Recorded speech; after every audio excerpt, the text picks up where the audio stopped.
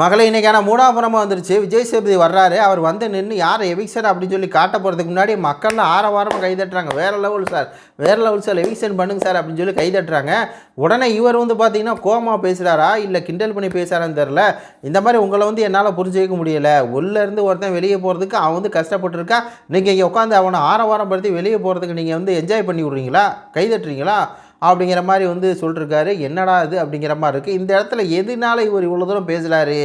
ஒருவேளை இந்த ஜாக்லின் நாடியா அப்படின்னு சொல்லி ஒரு அம்மா இருக்காங்கல்ல, அந்த அம்மாவுக்கு ஃபேக் கைதட்டல் வந்துச்சுல, அதான் இணையத்தில் கூட பார்க்குறேன். நம்ம சௌந்தர்யா ஃபேன்ஸ் சொல்லிட்டுருக்காங்க, இந்த இது வந்து ஃபேக்கு, ஜாக்லினுக்கு கைதட்டல்லாம் வர்றதுக்கு வாய்ப்பே இல்லை. ஏன்னா இருக்கலே ஒன்றா நம்பர் ஒஸ்ட்டு இந்த ஜாக்லின் தான். அப்போ ஜாக்லின் கைதட்டில் வர்றாங்கன்னா இவங்க எல்லாம் எப்படிப்பட்ட ஆடியன்ஸுனே தெரிலையே அப்படின்னு சொல்லி சொல்லிட்டுருந்தாங்க. இப்போ அதே மாதிரி தான் இவங்க எல்லாம் ஆடியன்ஸா இல்லை வேறு ஏதாவது வந்து பார்த்தீங்கன்னா சீரியலுக்கு வந்தவங்களை கூட்டிகிட்டு வந்துட்டாங்களா அப்படிங்கிறது தெரில. சீரியல் ஆக்டர் மாதிரி கூப்பிட்டு வந்து கைதட்ட வச்சிட்டாங்களா அப்படிங்கிற மாதிரி தான் இருக்குது. ஏன்னா ஜாக்லினுக்கு வந்து கைதட்டப்போ விஜய் சேதுபதி கேட்டிருப்பாரு, நீங்கள் எல்லாம் யார் ஜாக்லினோட சொந்தக்காரங்களா அப்படின்னு சொல்லி.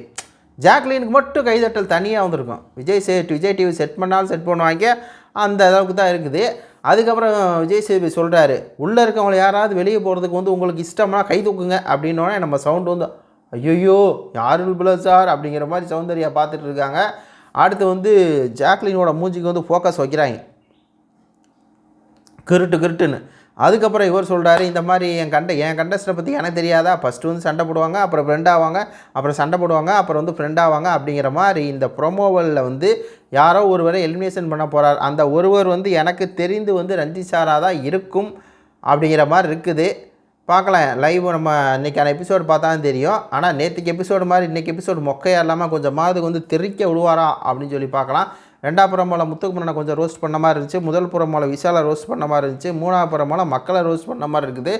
நல்ல வேலைக்கு சௌந்தர்யாவை எதுவும் ரோஸ்ட் பண்ணலையே. உங்கள் கருத்துக்களை சொல்லுங்கள். நன்றி, வணக்கம்.